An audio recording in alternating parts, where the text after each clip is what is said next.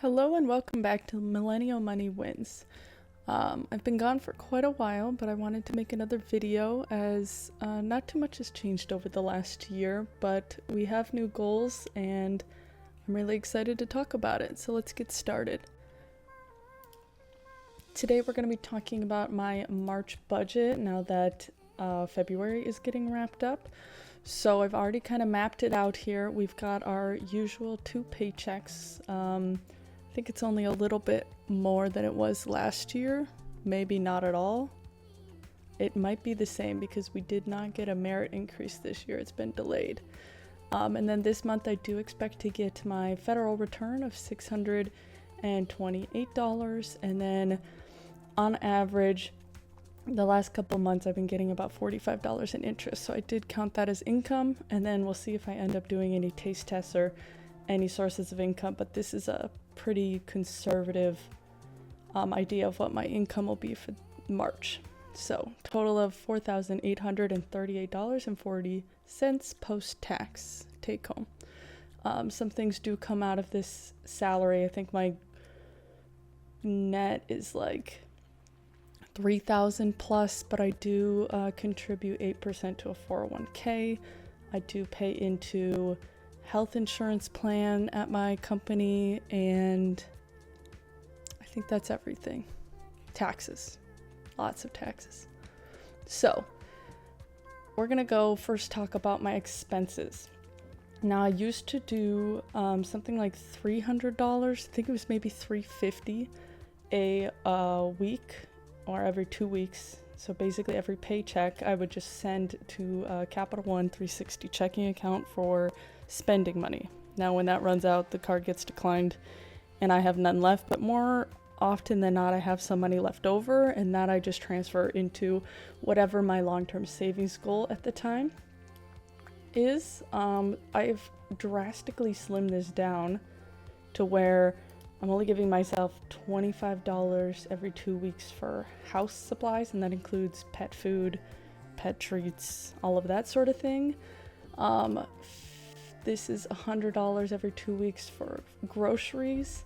Fun includes literally anything else that involves leaving the house, even fast food for me. So maybe once a week I'll go get, some fast food or something. And then gas. I do work from home, so luckily I don't need to leave the house too much. I maybe visit the office once a week and go to the gym a couple times a week. So this, with my fuel efficient car, tends to be more than enough. So then other bills include electricity, which right now is a little bit higher. I'm hoping by March it'll be back down to closer to like $50 to $75.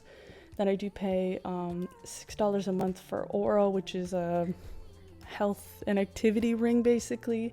But part of my paycheck is a stipend basically that counters the price of insurance. So paying this $6 actually saves me $45 or earns me $45 in reimbursement through my company. So this is pretty much paying itself.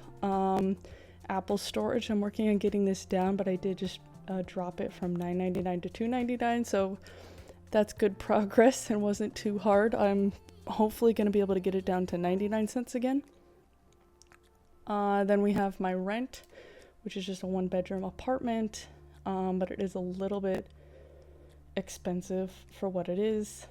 Then we have internet, $50, garage fee, $65, pet fee for my dog, $50. Shared utilities does end up being around, actually it should be less than this. It's always under 50. The last couple months it's been under even 30, but I'm gonna leave it at 50 just in case.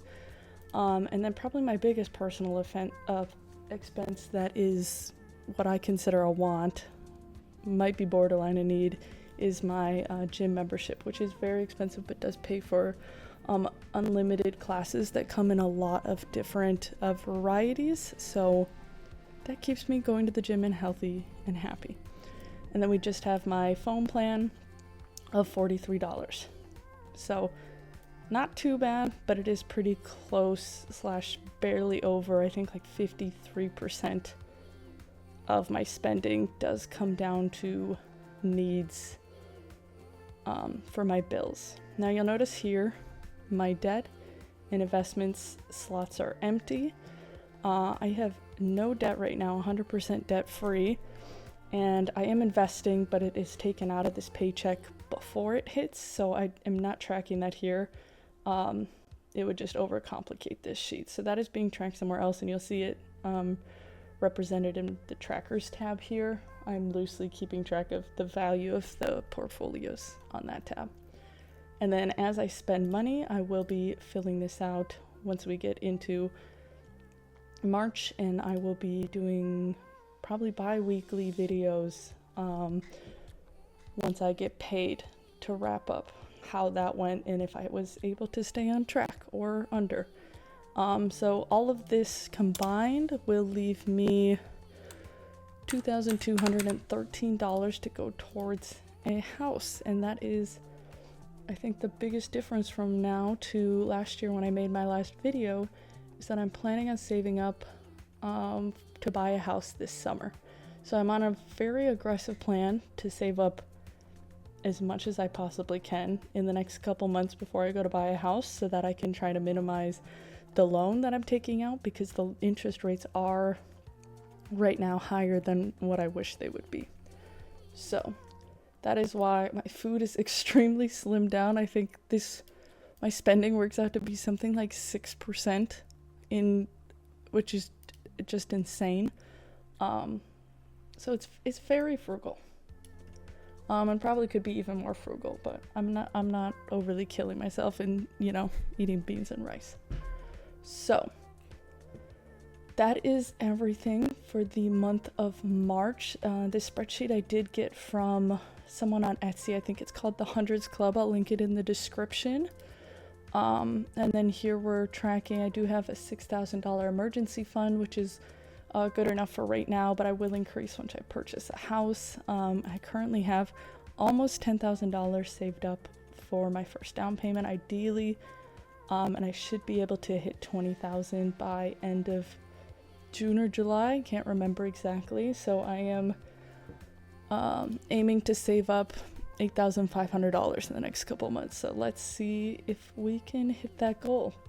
And then I do have a $100 buffer that I keep in my main bills checking account, just in case anything goes crazy that I missed or payments don't line up. I can quickly fluctuate it between my spending account, and then eventually I will save up and start doing sinking funds again when I'm not in this extreme grind to get down payment money saved up. Here you see my 401k, and then I have also an IRA. I think combined these are probably just north of 20,000. So not too much, but not nothing. And then this is just the overview of all of my bills, which will go into populating each month as we continue on this journey. So thank you for joining me today. Make sure you like, subscribe, and leave any comments or questions you have below. Thank you.